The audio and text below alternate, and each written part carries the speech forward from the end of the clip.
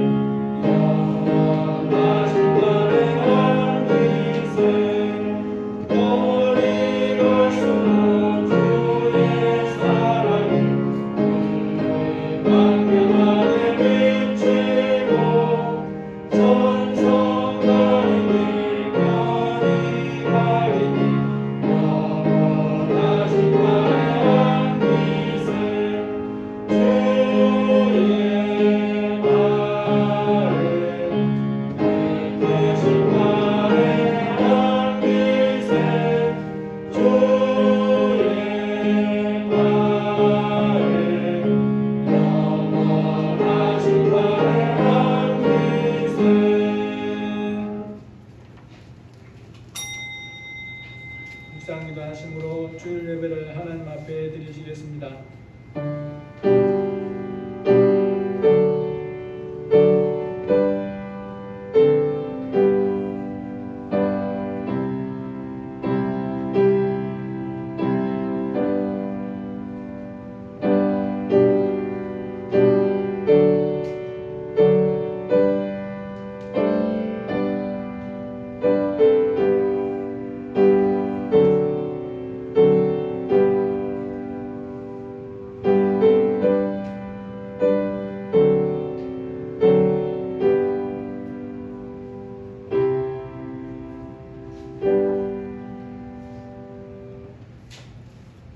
주의 궁전에서의 한 날이 다른 곳에서의 첫날보다 나은즉 악인의 장막에 사는 것보다 내 하나님의 성전 문지기로 있는 것이 좋사오니 여호와 하나님은 해요 방패이시라.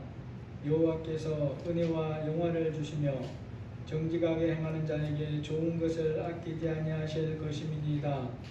만군의 여호와여, 주께 의지하는 자는 복이 있나이다. 하나님 아버지 감사합니다. 저희들이 주의 전에 거하기를 원하고 하나님의 말씀 안에 거하기를 원해서 이 시간 아버지 앞에 예배하러 왔습니다. 우리가 하나님을 의지하오니 도와주시고 이 시간 우리가 영과 진리로 예배하며 우리의 몸과 마음을 다하여 예배하는 이 시간이 될 수 있도록 은혜를 베풀어 주옵소서. 각 사람에게 들을 귀와 깨닫는 마음을 허락해 주옵소서. 예수님의 이름으로 기도합니다. 아멘. 찬송가 70장입니다.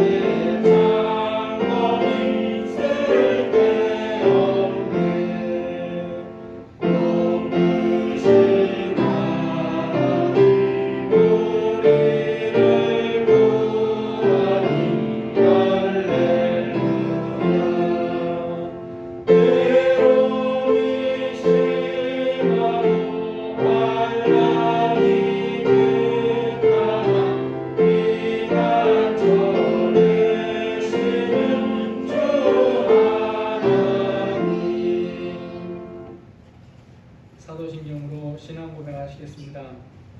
전능하사 천지를 만드신 하나님 아버지를 내가 믿사오며 그 외아들 우리 주 예수 그리스도를 믿사오니 이는 성령으로 잉태하사 동정녀 마리아에게 나시고 본디오 빌라도에게 고난을 받으사 십자가에 못 박혀 죽으시고 장사한 지 사흘 만에 죽은 자 가운데서 다시 살아나시며 하늘에 오르사 전능하신 하나님 우편에 앉아 계시다가 저리로서 산자와 죽은 자를 심판하러 오시리라. 성령을 믿사오며 거룩한 공예와 성도가 서로 교통하는 것과 죄를 사하여 주시는 것과 몸이 다시 사는 것과 영원히 사는 것을 믿사옵나이다. 아멘. 찬송가 540장 부르시고 권재 집사님 기도해 주시겠습니다.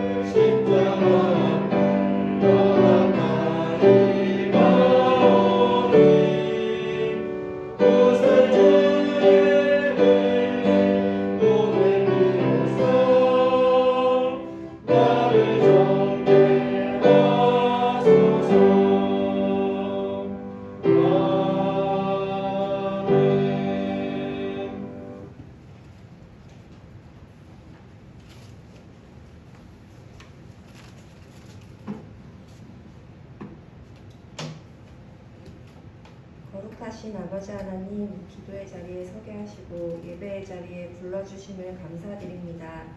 매일 아버지 말씀을 묵상하며 기도드리지만 우리가 마음으로 생각으로 행함으로 죄 지은 것이 많사오니 연약한 저희를 불쌍히 여겨주시옵길 기도드립니다.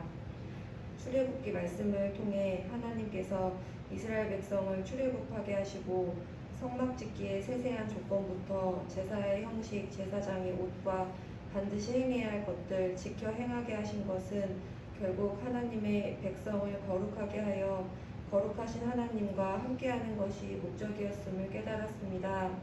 아버지 하나님 감사합니다. 예수님의 보혈로 죄사함 받은 우리는 피 흘림의 제사 없이도 아버지께 언제든 기도하고 예배드릴 수 있게 되었습니다. 또한 하나님을 아버지라 부르며 친밀하게 만나 뵙고 있습니다. 하지만 아버지 하나님께서는 죄인이 함부로 다가갈 수 없는 거룩한 분이심을 우리가 잊지 않아야 합니다.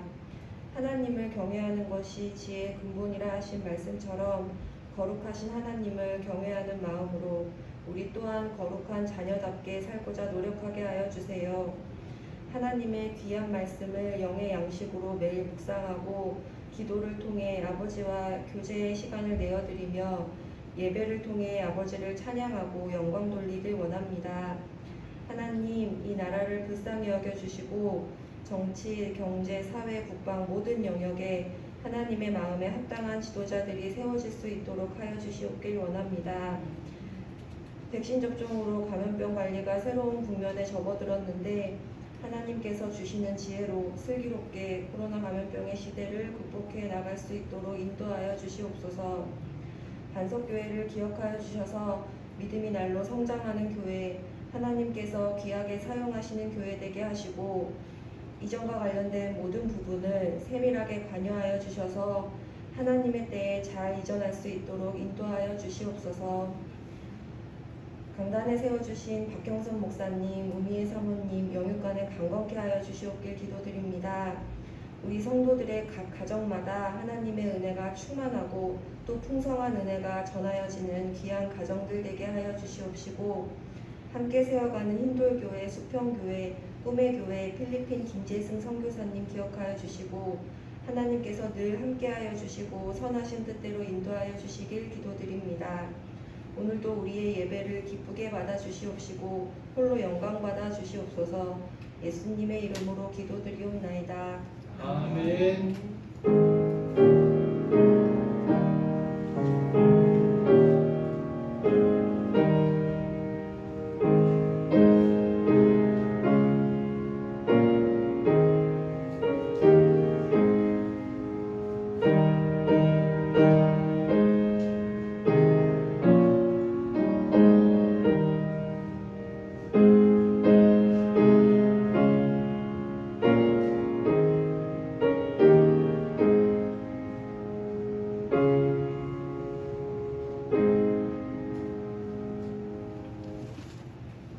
하나님 말씀 보시겠습니다. 출애굽기 26장 15절에서 17절입니다.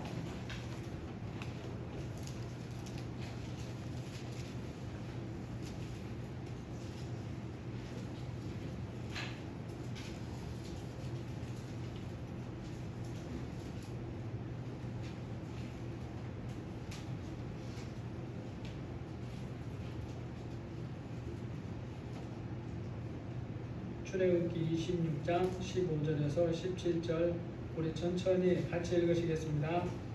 너는 조각목으로 성막을 위하여 널판을 만들어 세우되 각 판의 길이는 10규빗, 너비는 1규빗 반으로 하고 각 판에 2촉씩 내어 서로 연결하게 하되 너는 성막 널판을 다 그와 같이 하라. 아멘. 수년 전에 중국에서 이때까지 세상에서 일어났다고 보도된 적이 없는 그런 유행의 사고가 있었습니다. 그게 뭔가 하면 아파트가 사람처럼 옆으로 누워버린 일이죠. 20층이 넘는 아파트가 사람처럼 누워버렸어요. 아파트가 사람도 아닌데 졸음을 참다가 넘어진 게 아니라는 거죠. 너무나 특이한 그런 사고라는 생각이 들어서 기사를 읽어보게 됐습니다. 그곳은 강에서 멀리 떨어지지 않는 곳인 연약 집안인데 거기다가 고층 아파트를 지은 거예요. 그러면서 기반공사, 기초공사를 제대로 하지 않은 것입니다.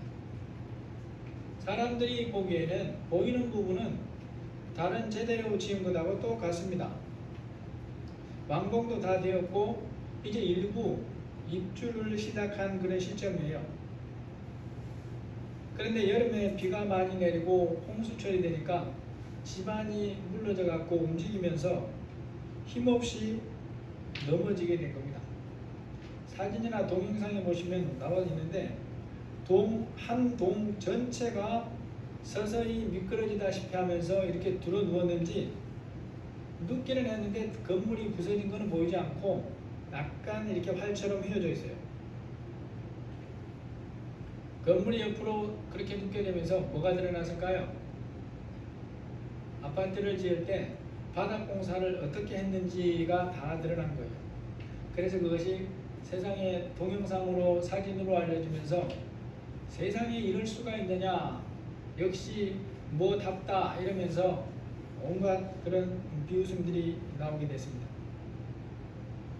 여러분, 드러난 모습을 보면 그렇게 높은 건물을 지으면서도 놀라운 사실이 있습니다. 그 바닥에 더군다나 강에서 가까운 그런 곳이면 거기에 맞는 콘크리트 파일을 박거나 그래야 되는데 세상에 짧은 대나무가 박혀 있어요. 여러분, 고층 아파트를 짓는 사람들이 대체 어떤 생각에서 그런 높은 건물을 지으면서 대나무를 박아서 기초공사를 했을까라는 거죠. 짐작해 보건대 그렇게 지어도 현장 감리에게 뇌물을 주어서 눈을 감게 만들기만 하면 된다고 생각을 한 거죠. 그렇게 묻혀진 부분은 콘크리트를 위해 싹 덮어버리기만 하면 다시 드러날 일이 영원히 없을 것이다 생각하고 그렇게 공사를 한 거예요. 그런데 이후에 일들이 생각대로 된 게 아닙니다. 집안이 물러도 너무 물러가지고 다 입주도 끝나기 전에 여름이 왔고 그리고 아파트가 버티지 못하고 들어 누워버렸다라는 거죠. 여러분, 대나무로 지은 부실공사만 드러나게 되는 게 아닙니다. 그리스도인이 믿음으로 지은 집도 보이지 않는 부분까지 전부가 드러날 때가 옵니다. 그리고 거기에 대해서 영원한 평가와 결산을 받아야 될 때가 옵니다. 그러한 시간에서 아무도 피할 수가 없다라는 거죠. 이 시간 읽은 본문 말씀은 당시 하나님께서 이스라엘 백성들에게 말씀하신 성막을 짓는 것에 대해서 모세에게 주신 말씀이죠. 모세가 백성들과 함께 짓는 성막에는 기둥이나 벽 같은 것이 없죠. 여러분이 출애굽기 나머지 부분을 다 읽어봐도 성막에 기둥이나 벽이라고 하는 표현이 없어요. 하지만 성막을 짓는 데는 그 역할에서 보자면 일반 건물에 비교할 때 반드시 벽과 기둥 역할을 하는 것이 있어야 돼요. 그래야 성막을 세울 수가 있고 성막이 제대로 서서 제 역할을 감당할 수가 있는 겁니다. 이 시간 벽과 기둥 역할을 하는 것이 뭔가에 대해서 말씀하고 있습니다. 우리가 읽어봤지만 한번 보시면 너는 조각목으로 성막을 위하여 널판을 만들어 세우되 각 판의 길이는 10규빗, 너비는 1규빗 반으로 하고 각 판에 2촉씩 내어 서로 연결하게 하되 너는 성막 널판을 다 그와 같이 하라. 성막을 짓는 것에 대해서 출애굽기 25장부터 31장에 거쳐서 세밀하게 말씀하는데 여기에는 성막과 관련된 모든 것이 있어요. 오늘 우리 집사님이기도 하셨지만 제사장 복장까지 세밀하게 다 말씀합니다. 하나님이 말씀해 주시지 않는 것은 하나도 없었다라는 거죠. 그렇게 성막에 대해서 세밀하게 말씀해 주시면서 하나님께서 중간중간에 하시는 말씀이 있어요. 내가 그들 중에 거할 성소를 그들이 나를 위하여 짓되 무릇 내가 내게 보이는 모양대로 짓고 기구들도 그 모양을 따라 지을지니라. 모세와 백성들이 성막을 지을 때에 반드시 지켜야 하는 것이 있습니다. 그것이 뭐냐면 무릇 내가 내게 보이는 모양대로 장막을 짓고 그렇게 기구들을 지어야 된다라고 하는 말씀이죠. 모세와 백성들이 어떤 작은 부분이라도 자기들 생각대로 하지 말고 오직 하나님께서 모세에게 말씀해 주시고 보여주신 그대로만 만들어야 된다라는 거죠. 하나님이 말씀해 주신 것 외에 뭔가를 더하거나 빼면 안 된다는 거예요. 심지어 크게 하거나 작게 해도 안 돼요. 성막을 짓는 것과 관련해서 하나님이 이렇게 세밀한 부분까지 다 말씀해 주는 걸 보면서 우리가 성막에 대해서 알아야 될 것들이 있습니다. 먼저 성막은 하나님이 지으라고 해서 짓는 것이에요. 또 하나님께서 말씀해 주신 재료로 말씀해 주신 대로만 지어야 된다라는 것입니다. 성막을 짓는 데 있어서 이 부분을 알고 이렇게 짓는 것이 너무 중요해요. 여러분, 우리가 보기에 이게 쉬울 것 같아요. 왜요? 설계도도 주고 재료도 말씀해 주시고 각 치수나 크기까지도 말씀해 주니까 그대로 짓는 게 어려울 것 같지 않아요. 그런데 그게 그렇지 않습니다. 왜냐하면 사람들 속에는 뭐가 들어있냐? 생각이라고 하는 게 들어있어요. 뭔가를 보면 자기가 가지는 생각이 있어요.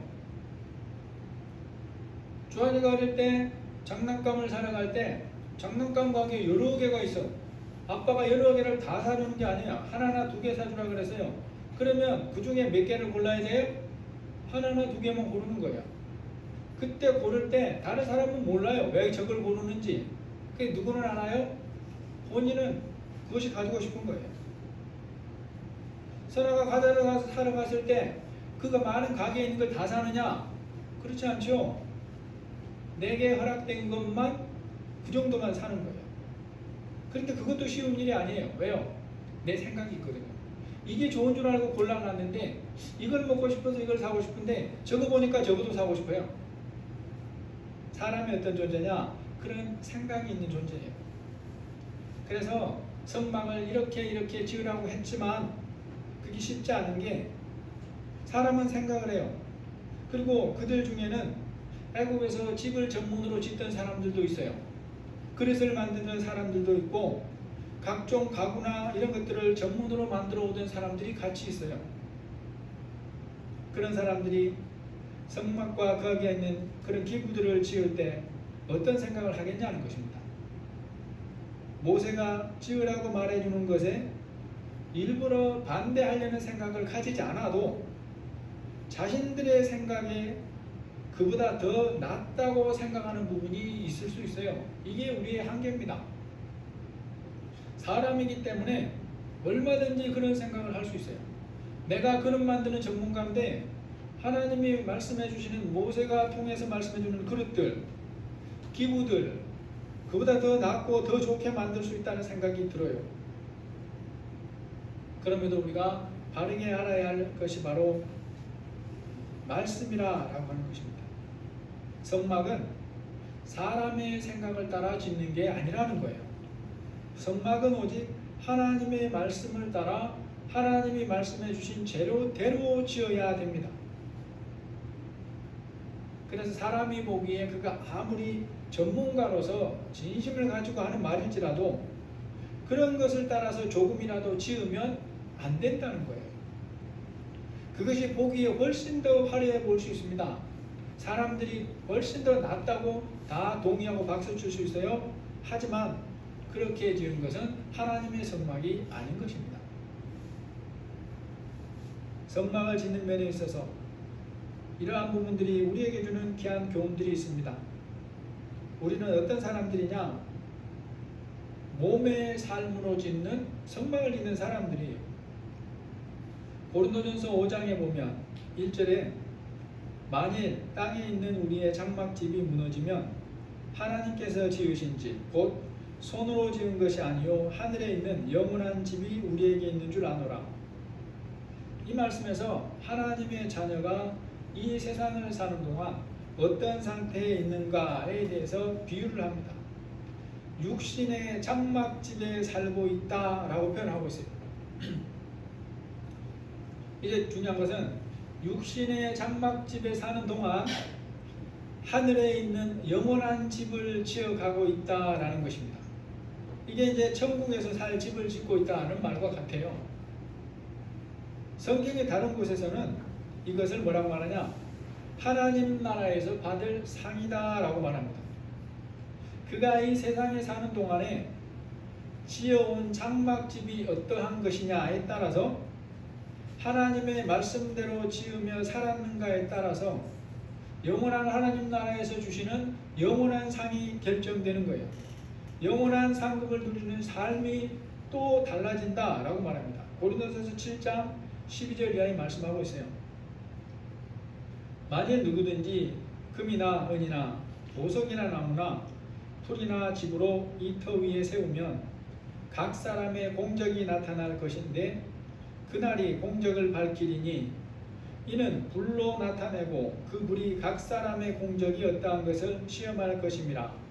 만일 누구든지 그 위에 세운 공적이 그대로 있으면 상을 받고 라고 말합니다.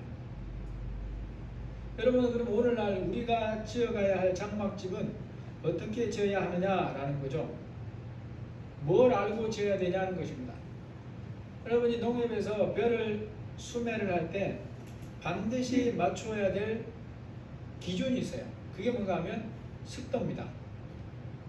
다른 기준은 현장에서 다 판정해요. 그런데 습도 자체가 맞지 않으면 받아주질 않습니다. 이 기준을 맞추지 않는 것은 아무리 보기에 좋아 보여도 현장에 가져가면 불합격이에요. 다시 가져와야 돼요. 그래서 벼를 수매할 때 현장으로 옮기기 전에 먼저 뭐 하느냐? 자기 집에서 습도를 예비 측정을 해요. 그래서 이걸 통과한 벼만 가져갑니다. 성도가 인생집을 지을 때 하나님께서 평가하시고 결산하시는 기준이 뭔가를 알고 그 기준에 합당하게 지어야 된다는 거예요. 하나님이 우리에게 주신 것은 오직 성경 말씀이 기준이다 하는 것입니다.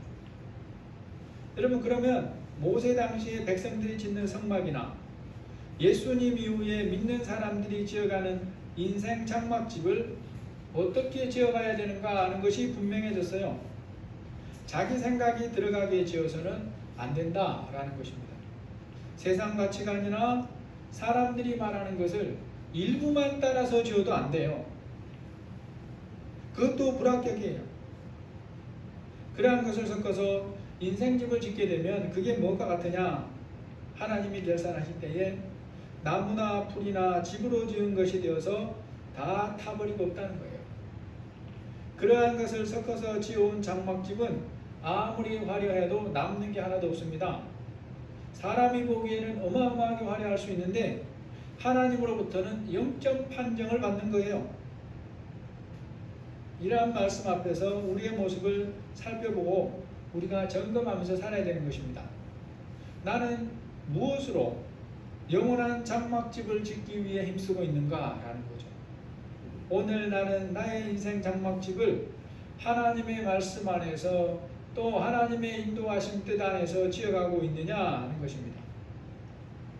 거기에 세상 가치관이나 자기 생각이 섞여 있지 않은가를 점검하면서 살아야 된다는 거죠. 여러분, 세상에는 그러한 유혹거리가 너무나 많습니다. 그리고 그러한 것들의 겉모습만 보면 내 생각을 따라 짓는 것이 훨씬 더 나아 보여요. 때로는 누가 보더라도 말씀을 따르는 것보다 자기 생각과 세상의 좋은 가치관이라고 하는 것들을 받아들이면 말씀 따라 하는 것보다 100배는 더 좋아 보이는 경우도 있어요. 그런데 우리가 그러한 속에서 말씀을 따라 지어가야 된다는 것입니다. 그럼 우리가 어떻게 하면 하나님이 기뻐하는 인생집을 지을 수 있습니까? 무엇이 중요한가를 알고 짓는 게 중요하다는 거죠. 하나님께서 모세에게 성막을 짓는 부분에 대해서 알려주는 부분을 보면 26장에서 1절에서 14절까지는 성막의 외부를 덮는 휘장, 덕가에 대해서 말씀합니다. 그리고 이어지는 오늘 본문에서는 성막을 세우는 부분에 대해서 제할 것을 말씀하고 있어요. 성막에서 벽과 기둥 역할을 하는 것을 짓는 것입니다. 그게 바로 널판으로 하나님이 말씀한 그 벽을 세운다는 거죠. 관련 자료를 찾아보니까 널판을 만드는 조각목이라고 하는 것은 그들이 머물고 있는 근처에서 어렵지 않게 구할 수 있는 나무라고 그렇게 되어 있습니다. 재질도 단단하고 벌레도 강하고 내구성도 있어서 목재를 쓰기에 좋다 그래요. 그런데 이제 문제는 길이가 10규빗입니다. 최소한 4.5m 이상이에요. 더 중요한 게 폭인데 한 규빗 반이에요. 그러니까 약 한 60cm 정도 되는 거예요. 이러한 정도의 크기를 어떻게 만들 수 있었을까라는 것입니다. 현재 보이는 그곳에 조각목이라고 하는 것이 사진에 찍어진 것들을 보면 당시에 이런 크기의 판자를 하나로 만드는 것은 쉽지는 않았을 것이라고 생각은 할 수 있어요. 다만 이제 그건 이제 제한이 있어요. 우리는 그때의 사정에 대해서 현재 아는 그런 환경으로는 알 수가 없는 거예요. 그때는 그런 나무들이 지금보다 훨씬 더 굵은 나무들이 얼마든지 있을 수 있어요. 왜냐하면 하나님께서 그들에게 하라고 하시는 것은 할 수 없는 부분을 하라고 하는 게 아니라 그랬잖아요. 그러니까 그들이 현재 수준에서 물리적으로 애를 써서 그런 정도의 널판을 그런 정도의 숫자로 만들 수 있으니까 하나님이 만들게 했다라는 거죠. 이 시간 말씀을 통해 살펴보고자 하는 중요한 교훈은 성막 구조 전체에서 볼 때 널판이 하는 역할을 통해서라는 것입니다. 널판의 역할이 뭐라 그랬습니까? 성막을 세우고 지탱하는 기둥과 벽 역할을 하고 있어요. 여러분 요즘 현대식 건물을 보면 사무용이나 상가용 빌딩들을 보면 어떤 부분에는 기둥이 보이도록 드러나 있죠. 물론 감출 수도 있습니다. 그런데 감추면 비용이 더 많이 들거나 그러니까 드러나는 부분도 있고 감추어진 부분도 있어요. 그럼 아파트 같은 거는 어떻습니까? 기둥과 벽이 보이도록 나누어지지 않는 경우들이 많죠. 찾아보니까 그런 기둥이나 벽을 내력벽이라고 한다 그래요. 기둥과 벽이 하나가 되어서 그 역할을 같이 하는 거예요. 건물에서 기둥과 벽은 그 모양이 어떻게 짓든지 반드시 있어야 하는 부분이에요. 그런 부분이 있어야 건물이 건물답게 지어지고 유지될 수 있고 제 역할을 할 수 있습니다. 성막이라고 하는 것도 뭘 가졌느냐? 형태를 가지고 있는 구조물입니다. 그래서 그것이 원하는 모양으로 세워지고 유지되려면 바로 이 널판이 하는 역할이 굉장히 중요하다라는 거죠. 널판이 그 역할을 하고 있어야 돼요. 그래야 성막이 세워질 수 있고 그 성막이 유지될 수 있습니다. 만약에 널판이 있기는 한데 제자리에 설계 모양대로 세워져 있지 않으면 성막이 성막답지가 못한 거예요. 하나님이 말씀하신 정육각형으로 높이도 그렇게 지으라고 했는데 이게 그대로 지어 있지 않으면 삼각형이 되어버리거나 오각형이 되어버리거나 뭐 자기 맘대로 되어버리는 거죠. 성막에서 벽이 반드시 있어야 되는 중요한 이유가 있습니다. 그게 바로 구분하는 것입니다. 구분. 벽이 구분을 해요. 안과 밖을 구분합니다. 벽이 있어야 성막에 안이 만들어질 수 있고 성막으로서의 역할을 할 수가 있어요. 이런 면에서 벽은 구분하는 역할을 합니다. 하나님이 지으라고 하신 성막은 어느 곳에 땅에 금을 그어서 여기가 성막이다 라고 표시하는 것이 아니라는 거예요. 하나님이 말씀해 주신 것을 따라 그대로 만들어야 됩니다. 그래서 모양이 있고 크기가 있고 안과 밖이 있어요. 그렇게 경계를 구분하는 것을 뭘로 했느냐? 널빤으로 만든 벽을 통해서 그 역할을 하게 했다라는 거죠. 그래서 이 벽이 성막이 되는 안쪽과 밖이 되는 부분을 구분한다는 것입니다. 그리고 이제 그렇게 구분된 두 곳은 구분되기 이전과는 완전히 달라집니다. 벽으로 갈라진 후에 두 곳이 어떻게 달라지는가도 알아야 돼요.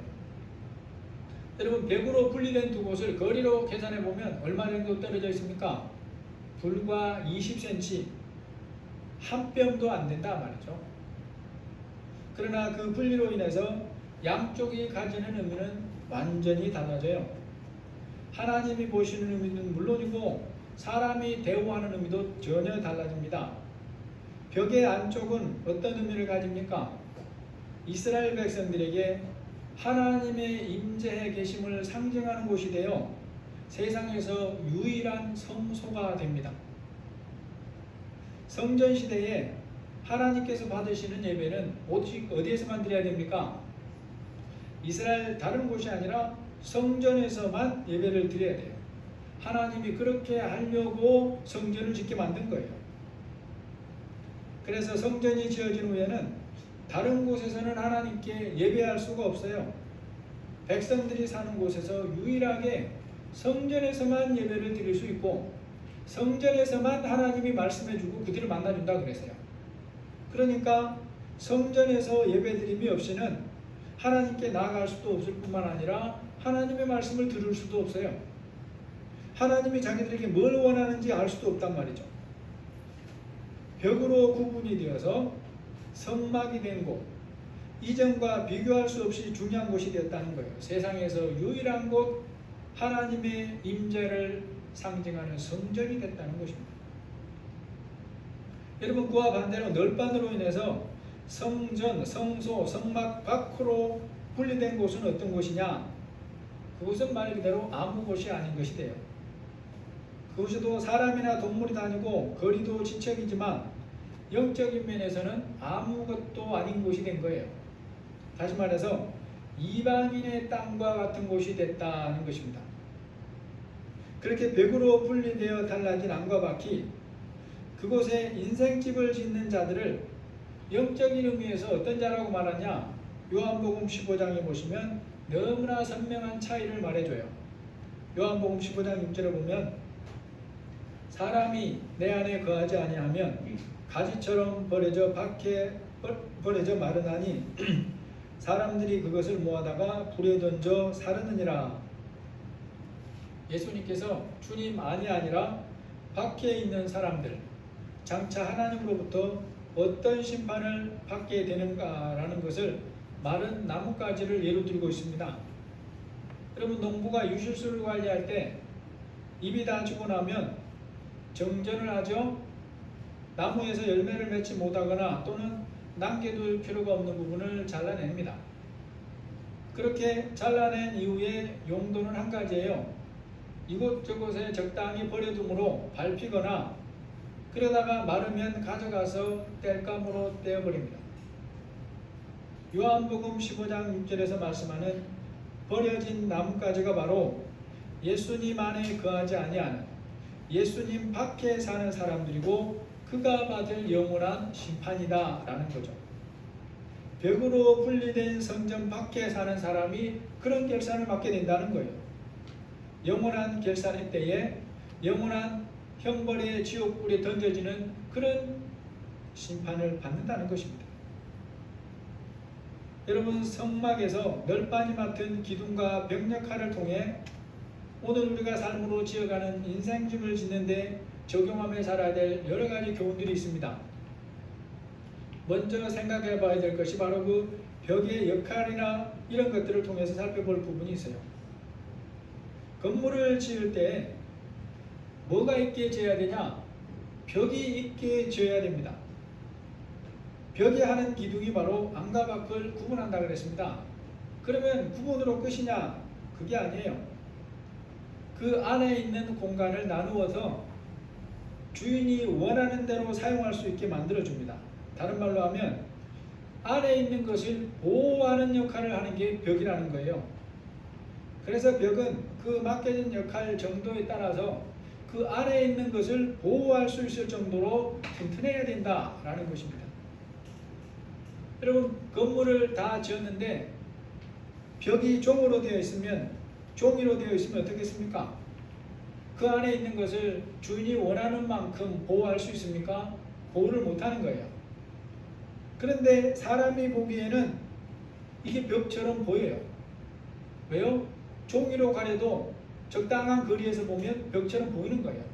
그러나 실제로는 전혀 벽 역할을 못한다는 것입니다. 벽처럼 보이기는 한데 안에 있는 것을 보호하지 못해요. 그러니까 도둑이 자기 마음대로 들어왔다 나갔다 하는 거죠. 또 누군가가 벽으로 구분된 안에 있는 것에 자리를 잡으려고 하면 얼마든지 들어올 수 있고, 더러운 것을 버리고 가도 그것을 막을 수가 없어요. 벽이 허술하니까 아무나 드나드는 것입니다. 그리스도인으로서 이 세상을 사는 동안에 세운 벽이 튼튼해야 되는 이유가 여기에 있습니다. 그리고 저나 여러분의 삶에 세워야 될 그 벽이 바로 어떤 벽이냐? 말씀이라고 하는 벽이다 라는 거죠. 성막에서 널빤히 벽과 기둥 역할을 동시에 한다고 했습니다. 안에 있는 것을 보호한다 그랬어요. 여러분은 그리스도인에게 말씀의 벽이 튼튼하게 세워져 있어야 하는 이유들이 많지만, 그 중에 첫 번째로 안에 있는 것을 지키고 보호하기 위함이에요. 자신을 지키고 가정을 지키기 위해 말씀의 벽이 든든하게 세워져 있어야 된다는 것입니다. 그리스도인이 말씀의 벽을 든든하게 세우고 살아야 한다는 것은 세상을 외면하거나 자신을 분리하며 소위 말해서 산속에 들어가서 혼자 살아야 된다는 의미가 아니에요. 그리스도인의 삶을 뭐에 비유할 수 있습니까? 마치 보트를 타고 있는 것과 같아요. 그래서 이 세상에서 살되 그 속에 빠져들어가면 안 되는 것이 성도의 삶입니다. 내가 탄 보트에 세상물이라고 하는 것이 들어오면 결국에는 가라앉고 침몰하게 돼요. 내가 탄 인생이라는 배에, 가정이라는 성전에 세상의 가치관이라는 물이 들어오고 그것을 막지 않으면 점점 더 가라앉다가 차다가 나중에는 임계점이 지나면 가라앉아 버립니다. 내가 탄 내 인생의 삶의 보트에, 가정에 세상의 물이 들어오지 않게 하려면 그것을 막는 튼튼한 말씀의 벽이 있어야 된다라는 거죠. 바로 이러한 의미에서 저나 여러분의 삶에 말씀의 벽이 어떠한가, 세워져 있는가를 점검하면서 살아야 돼요. 여러분, 세상에 선한 영향력, 빛과 소금 된 영향력을 미치며 사는 게 우리의 삶인데, 그렇게 하기 위해서는 먼저 자신과 자신의 가정이 말씀 안에 든든하게 세워지는 것이 중요하다는 것입니다. 이것이 기본이에요, 기본. 그리스도인이 말씀의 벽을 튼튼하게 세우고 살아야 될 또 한 가지 중요한 이유가 있습니다. 진리를 지키는 것이 우리의 사명이고, 뿐만 아니라 사랑하는 사람들, 가족과 형제들을 지키기 위해서도 말씀의 벽이라고 하는 든든한 벽을 세우고 살아야 돼요. 그래야 다른 사람들, 하나님이 내게 맡겨주신 사람들, 우리가 그리스도 공동체로서 다른 사람들을 세워갈 수가 있는 것입니다. 이것이 하나님 우리에게 맡겨주신 아주 중요한 사명 중에 하나예요. 형제를 세워가고 보호하는 일이 믿는 자들이 감당해야 될 너무나 중요한 사명이라는 것입니다. 그러려면 자기 삶에 이 말씀의 벽이 세워져 있어야 돼요. 여러분, 우리가 알아야 될 것이, 분명히 믿어도 그 말씀의 벽이 어느 정도 허술한가라는 것에 대해서 하나님만 아시면 좋겠는데 하나님만 아는 게 아니에요. 누구도 알겠습니까? 사탄과 그 졸개들이 안다는 거예요. 그들에 붙들려서 졸개 역할을 하고 사는 사람들도 상당히 아는 것이 있는 것 같다는 거예요. 세상의 가치관과 이 가치관의 가벼운 공격에도 쉽게 흔들리고 무너질 수 있다는 걸 알아요. 여러분, 그리스도인의 말씀의 벽이 튼튼하게 세워져야 그러한 것을 분별할 것을 분별하고, 해로운 것을 멀리하고, 끊을 것을 끊을 수 있는 것입니다. 여러분, 거짓된 자들이나 이단에 넘어가는 사람들의 특징이 특별히 우리가 알아야 될 부분이 있는 것이 바로 이 부분이에요. 무엇이 약하기 때문에 거기에 넘어갈까요? 예수님을 전혀 모르는 사람들은 이단에 대해 관심도 별로 없어요. 여러분, 신천지 같은 이단들이 먹잇감으로 노리는 주된 대상이 누구라 그랬습니까? 불교도인들이 아니에요. 예수님을 전혀 안 믿는 사람들이 아니에요. 알고 믿는다고 하는 사람들이에요. 왜 그러겠습니까? 그들이 교회를 다니고 예수님을 믿는다고 하는데 말씀을 아는 수준이 너무나 낮고 허술한 사람들이 많다는 것을 그들이 알고 있다는 거예요. 말씀의 벽이 너무도 허술하기 때문에 자기들이 세운 계략을 잘 사용하면 그 안에 침투해 들어가는 것, 심지어 그들을 무너뜨리고 포섭하는 것이 어렵지 않다고 여기는 거예요.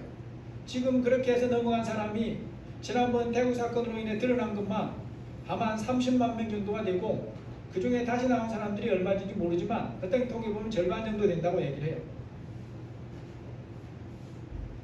부모나 형제가 잘못하고 잘못된 길로 갈 때에 그를 붙잡아 바르게 세우기 위해서도 먼저 내가 말씀의 벽에 튼튼하게 세워져 있어야 됩니다. 나의 말씀의 벽이 허술하면 오히려 내가 그들에게 휩쓸리게 돼요. 정으로 따라오고 인간관계로 뭐라고 하고 이런저런 얘기로 따라오면 거기에 헷갈려가지고 따라가 버린다니까요. 여러분이 아침으로 새벽으로 읽고 있는 말씀 중에 이제 다음 내일인가 본문에 가면 아론이 백성들에게 휩쓸려서 함께 범죄를 해요. 그 아론이 말씀을 몰라서 그러는 게 아니에요. 하나님의 말씀의 벽이 약하니까 모세가 늦게 내려온다고 그것을 핑계로 다른 신을 만들라고 욕을 하니까 아론이 거기 생명 걸고 단호하게 맞서야 되는데 그걸 들어준단 말이에요. 왜 그러죠? 말씀의 벽이 약하니까 그 작은 공격에도 그냥 허물어버린 거예요. 허물어져 버린다라는 거죠. 오늘 말씀의 결론입니다. 인생의 장막집은 반드시 말씀을 따라서 말씀 안에 지어야 됩니다. 말씀 안에 세우지 않는 인생, 자신은 그렇게 세우고 살았다고 생각하지만 주님이 보시기에 그렇지 않는 인생이 분명히 있고, 그 결말에 대해서 예수님이 마태복음 7장 24절 이하에 경고합니다. 누구든지 나의 이 말을 듣고 행하는 사람은 그 집을 반석 위에 지은 지혜로운 사람 같으리니 비가 내리고 창수가 나고 바람이 불어 그 집에 부딪히되 무너지지 아니하나니 이는 주추를 반석 위에 놓은 까닭이요. 말씀의 벽은 한번 튼튼하게 세웠다고 그 상태가 평생을 가는 게 아닙니다. 날마다 말씀의 벽 세우기를 힘쓰면서 그 안에 인생집을 지어 가야 된다는 거예요. 우리가 쌓은 인생집이 보이지 않는 뿌리까지 남김없이 드러나는 시간이 옵니다. 하나님의 영원한 결산과 평가를 받을 시간이 지금 오고 있어요. 그때 영원하신 심판주 예수님으로부터 인생집을 말씀 안에 잘 지었다라고 칭찬받을 집을 지금부터 잘 지어가는 우리 모두가 되시기를 예수님의 이름으로 축복합니다. 하나님, 우리의 인생집을 지어가는데 무엇으로 벽을 삼아야 될지 우리가 따로 헷갈리지 않아야 될 부분들을 헷갈리기도 합니다. 말씀의 벽을 세워야 되는데 세상 가치관이나 내 생각이나 나의 소망이나 내가 생각하기에 그럴듯한 것으로 벽을 삼으려고 할 때가 있습니다. 우리의 연약함을 아시는 주님, 불쌍히 여겨주시고 우리 모든 사랑하는 성도들이 말씀의 벽을 든든하게 제자리에 바르게 세워서 그 안에서 자기의 인생집을 세워가는 복된 모두가 되게 하여 주시고 우리의 자녀들이 되게 하여 주옵소서. 예수님의 이름으로 기도합니다. 아멘. 찬송 545장입니다. 이름을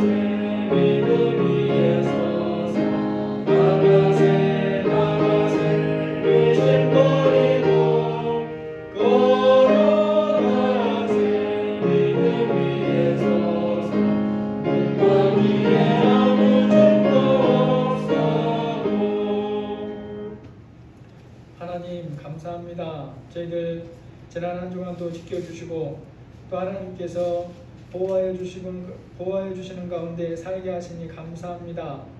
아버지 하나님, 코로나가 아직 다 끝난 것이 아니고 오히려 또 하나님 변이 바이러스 때문에 더욱더 큰 위험성이 다가온다고 경고하고 있는데 우리 성도들 지난 시간까지 지켜주신 것 감사드리고 앞날도 하나님이 보호하여 주시기를 원합니다. 피해야 될 장소와 피해야 될 사람들 우리 힘으로는 알 능력이 없사오니 불쌍히 여겨주시고 하나님께서 반석교회 성도들 그 가족들 불쌍히 여기시고 보호하시고 지켜주시기를 기도합니다. 하나님, 또 저희들이 하나님께 은혜에 감사하며 귀한 물질을 구별해서 드려오니 우리 성도들의 가정, 직장, 사업 정의에 함께하여 주시고 하나님이 원하시는 분량대로 일용할 양식을 풍성히 유통하며 살 수 있도록 은혜와 믿음을 더하여 주옵소서. 주님이 다스리라고 주신 모든 것들 머리에 이고 살지 아니하고 가슴에 품고 살지 아니하고 발 아래 두고 살며 관리하는 자들이 다 되도록 하나님께서 힘과 분별력과 은혜를 더하여 주옵소서. 감사드리며 예수님의 이름으로 기도합니다. 아멘. 오늘 인사는 이렇게 한번 해보기를 원합니다. 기도하겠습니다. 힘내세요. 우리 같이 인사하겠습니다. 기도하겠습니다. 힘내세요. 예, 여러분이 지난 주간도 형제들을 위해서 기도하셨겠지만 여러분이 기도인입니다. 이 시간에 우리가 이런 시간에 우리가 함께 또 약속하면서 그래도 한 주간을 최소한 한 번 이상은 기도해야 되잖아요. 그래서 형제를 위해서 기도하고 우리가 분배를 하지 못하면 너무나 속이는 것들이 많습니다. 그래서 꼭 깨어서 기도하기를 원합니다. 찬송가 330장입니다.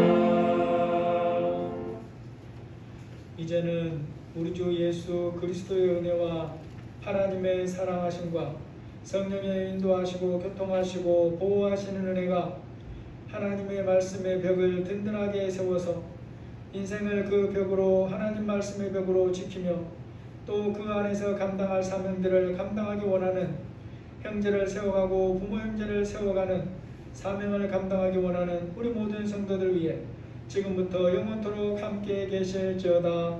아멘.